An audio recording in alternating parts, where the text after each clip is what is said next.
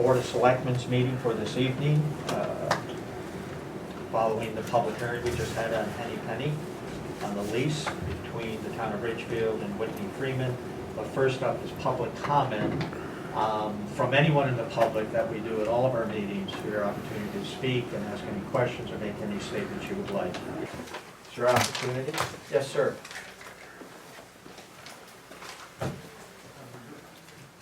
Kurt Carr, 62 Prospect Ridge. I see you have the marijuana issue on your agenda this evening. Mr. Morris, who's the head of the ECDC, had a great Zoom meeting the other evening. I'm sorry that only Mr. Heber, I don't believe anybody else. Were you on there too? Oh, I didn't see you. Okay, I apologize. I think you'll agree it was a very worthwhile meeting. I think there was a lot that you would learn from some regulators out of California, from a dispensary operator from Massachusetts and Colorado. But the one takeaway from this, the biggest takeaway, was don't rush into it. And I think this moratorium that's planned by planning and zoning is really important. And then it's really important that you take that time and use it wisely to do your homework. So that's all I wanted to say. Thank you. Nice job, Mr. Morris. Appreciate that. Next up will be Jeffrey. You're here for the Cannabis, right? The report on your Monday night. Do you want to come down? Thanks for you. Okay, I thank you for being patient and waiting and for the work you do. Jeffrey Morris with the Economic Community Development Commission hosted an event, a Zoom event on Monday night. And we all know that 3 of the members here certainly listened in. I was unable to do so. Grandchildren, family, I was not here. Although I could have. Your name was on, you don't have to admit this. Well, Yeah, you were there. I In suggested that they go ahead and have dinner, and that didn't go over very well. So my apologies to you because I did want to participate, but unfortunately I didn't. And promised the board I will listen because it was recorded, and I will listen to that and have a full involvement. So, is there anything on the takeaways that you would like to share with us? Would you agree with Mr. Carr and his assessment and the one takeaway, or do you have? I thought it was a very interesting meeting. I mean, I learned a lot from, I had talked to the panelists before, just to make sure that, what they were going to say and all that. And I mean, they're very interesting. They've been through this before in Colorado, Massachusetts, California. They've seen the things that go well. They've seen the things that go wrong. They've explored the social aspects of it. And, it's not a layup either way. Right. Like, as someone said, it's so easy to say no, saying yes is the hard thing. And there's definitely some economic and tourism possibilities that are going to make, would be beneficial to Ridgefield.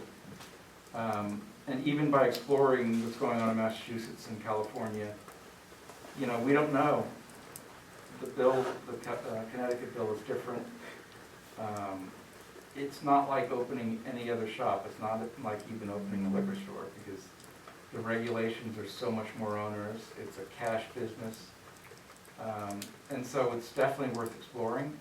Go slow, only in the sense that we've got to learn what this is and what the economic benefits are and if there are social benefits, what they're going to be. Yeah. I do think the important thing is to make sure that we don't lose a license.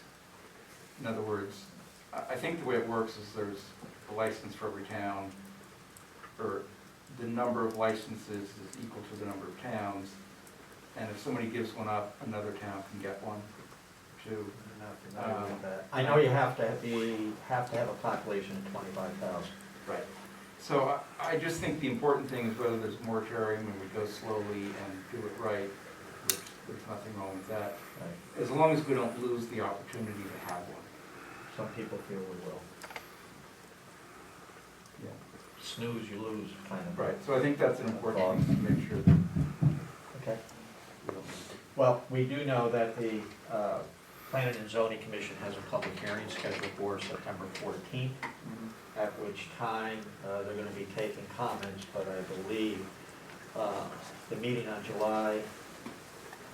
Oh, when they had their, July? yeah. Yeah, I forget the date, we were on the 21st, it may have been The week 19th, maybe? the 19th, 20th. Anyway, it was interesting to hear them report and comment, I should say, not report, but comment, that a multitude of them, I would say a majority, felt that the decision should rest with the Board of Selectmen, Yeah. not as a land use. And the law allows either approach. Mhm. So we'll wait and see. I think we should wait at least until the public hearing on September 14th Mhm. to listen to the Planning and Zoning Commission relative to their comments. If they do send it over here, then we're gonna have to take our time and do the necessary research, but also take into consideration is if this board feels it's something we should look into, that we need to move it forward and not drag our feet. Well, I think what I heard them say is they want us to take ownership of the policy, Yeah.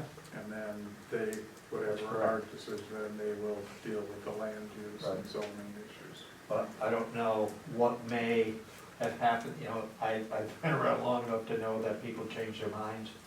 So it's on one thing said Oh, 2 sure. months earlier, they can be impacted or think differently when it comes time. So I think we'll wait and see what happens and deal with it when we know exactly what the Land Use Commission would like to do. And so what do you all think? Because, I mean, you voted 5-0 against it, like, No, we didn't, I don't think. Is there a vote? No, we didn't. We didn't vote. No, we just went around the table, Jeff. We commented on it, and I said, my personal feeling was that we have a lot to offer in the community. We do not need a retail cannabis outlet to attract tourists. With the hard work of your own commission and the Ridgefield Arts Council, we're able to create that cultural destination. I think that is the goal of our community, to look in that area of arts and culture, to attract people. The additional monies received from a cannabis retail operation, I don't know if they're gonna be that much, I don't have a clue. And that's some of the research that needs to be done. Is there a major economic issue here? And then we have to look at what we can do with the money, and it's pretty well spelled out in the statute, but if land use decides no, then we have to take all of that into consideration. And, I'm of the opinion that if you ask me today, it would be no, but I'm open, willing to do the homework, willing to research it, and do what's best for our community.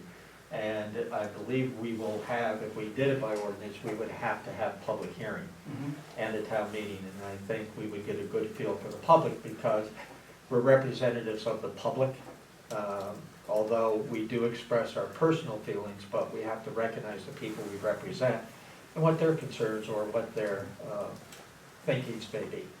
and And just to that, be clear, can I just say, that was one takeaway that I got from the table, was that we were waiting to hear what the public said at the public hearing, because we did want to get feedback.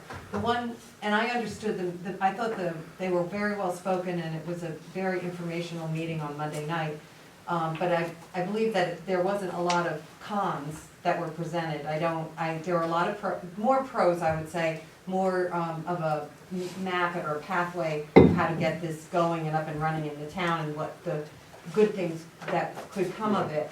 But I think that, and I understand that it might not necessarily be the ECDC's realm to be presenting the cons, but I think at some point we should maybe look at the cons, or what could be a negative to the town if we did approve something like this. I think we've got to look at both sides. absolutely, and we're by no means advocates of it, and, I'm not in favor of it, or not in favor of it.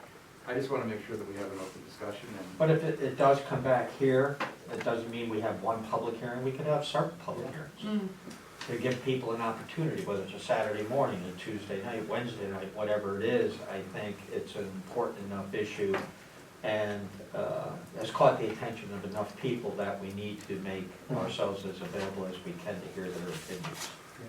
Yeah, people have strong opinions, but, Yes. if anything, I'm kind of surprised at how strong, right, because I'm sort of where you are, Yeah. I maybe lean no, I'm not a hard no by any means. I've already started to do some of the research. So I'm very happy to listen to what people say, but boy, I've heard on both sides, people who are just incredibly adamant that absolutely no way know how we should ever have this town, to Right. how dare we not do this, we absolutely, and so there's very strong emotion out behind this, so I think we definitely need to And hear I've that. heard the opposite as well. Of course, yeah, oh, We yeah. have to figure this out, and this is often where you don't want to be, but we have to be balanced and listen to everyone and hopefully go with the majority. I think it's going to be close, and it'll be a town meeting. I don't think we'll be able to have it in this room.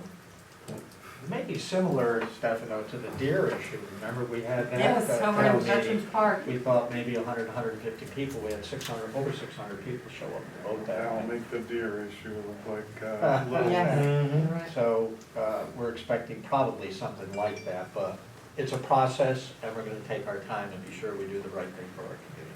Great. Thank you for your work, Bill, appreciate it. I will say, just, maybe not everybody was on that, a couple things, the operator in Lee, Massachusetts was saying was really interesting. She said, don't do it for the tax revenue.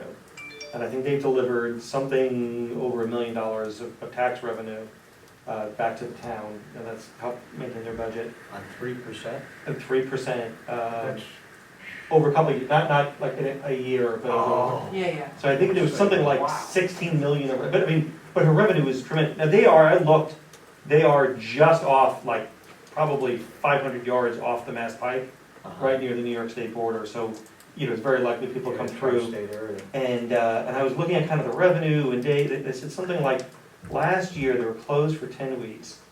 Let's say they were open 295 days or something like that, and I was calculating, they had something like $50,000 of sales a day on average.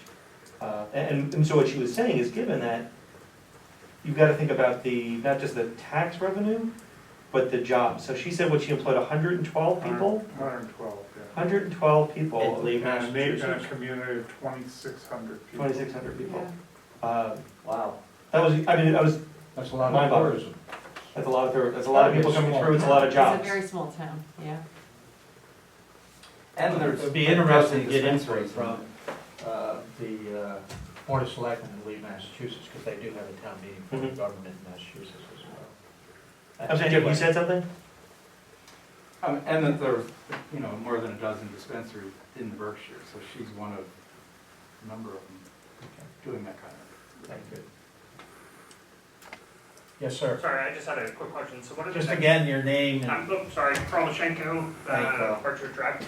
What are the next steps on just progressing the research and stuff forward in terms of? well, like, as the I said, economic- the Planning and Zoning Commission Yeah. is having a public hearing on September 14th. At their meeting in, I think it was July or the end of June. Yeah, I think it was July. It was Yeah, it's July, yeah. They had, and it was a Zoom meeting, but they had a discussion about it. And it was interesting to hear how they felt as a commission, the issue is more of a policy issue for the community versus a land use issue. And that this decision as to whether yes or no should go back to the Board of Selectmen, as they are the policymakers for the town. They're gonna have their public hearing, we're interested in hearing what that is, and the outcome of that, it's anticipated that they will recommend that the Board of Selectmen, they will vote, by the way, on a moratorium for a year, I 1 think year, they 1 year, discussed. And after that, I imagine, send it to the Board of Selectmen to make the final decision. To answer your question about research, I would like to talk to personally, we haven't laid that out, we haven't even discussed the kind of research, which is directly what your question is, but I would imagine we would want to know economic impact, where do we, because we can, according to the statute, oversee or regulate the hours of operation, location, et cetera, et cetera. So all of that is up for discussion. Do we want it in our downtown? Should it be on Route 7? Where do we put it? All of that is open. And we anticipate scheduling not just one, but as I said, a couple of public hearings on that. And maybe put together a small committee, maybe, I don't know. Yeah, let's see where Just it goes. thinking outside Yeah. the box here, but we haven't even discussed it yet, so it would be. Okay. Yeah, no, I unfair. appreciate it. Okay? This is my first meeting, so I'm just Yep. gonna try to No, feel it out. thank you for being here. Thank you for Actually, there's asking another questions. hearing, there's another public forum sponsored by Representative Amy Berger-Javallo Oh, right, that's yeah. coming up, At the library? think it's at the library, I There's a tuned it out meeting at a the little bit library. because I saw the library it's the day I'm put it heading out to bring my daughter to college, but it's coming up, I think it's next week, September 8th. September 8th, yeah, it's next, it's a All week from three today. representatives, and it's two representatives, one senator, Yes, are having a meeting at the library, but I That's didn't right. read that it was a cannabis discussion. It didn't sound to me like it was just focused on cannabis. I thought it was more of a universal discussion, and then Right. and then at the Monday night meeting, Will Haskell mentioned that Amy has a very good working knowledge of of the bill and things like that, and she's probably will be On discussing. September 22nd, which we start at 6:30, we have the town meeting at Mhm. 7:30. She has been invited, because remember, Oh, yes, we yes, talked yes. about having her come in. September 22nd is the confirmed night for that. Oh, good, okay. all right, good. And I think the other thing I would say, just in terms of, additional forms of research, like I'm sure we all have, done some of my own personal research, but I find fascinating, and this, to your point, and I think they talked about this, some of the regulators in California were saying, you could find information on either side. I struggled to find anything that was sort of cohesive, there are some benefits, there are some detract, anything I saw was completely, here's a bunch of evidence why this is the best thing, you've got to do right. this. I saw a bunch of things that was, health issues, Right. accidents, all this, Right. and so it's very difficult to trust that when everything is so One-sided, one-sided, yeah. right? So where is, so I'll keep looking, but I'm hoping Yeah. for, something that's a more Right. scientific, unbiased evaluation, because again, no matter what your opinion is, and this is maybe why people have such strong opinions, you can find plenty of articles and data that says, this backs up my position. Yeah. And it's hard to tell, if there's bias in that. Right. You hit the nail on the head. You're exactly right. So thank you, Jeffrey. Appreciate your help and input. If it's okay, we'll move on to item number 4.